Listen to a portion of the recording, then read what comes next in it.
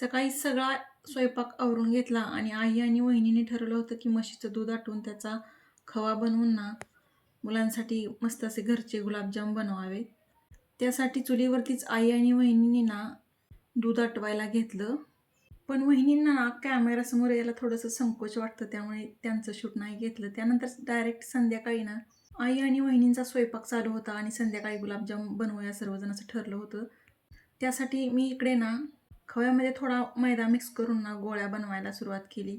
मुलींचंही आई आणि वहिनींना स्वयंपाकामध्ये मदत करायचं चालूच होतं आणि मी इकडे गोळ्या बनवते म्हटलं की राजवीर आणि विश्वजित ना मला गोळ्या बनवायला मदत करायला आले.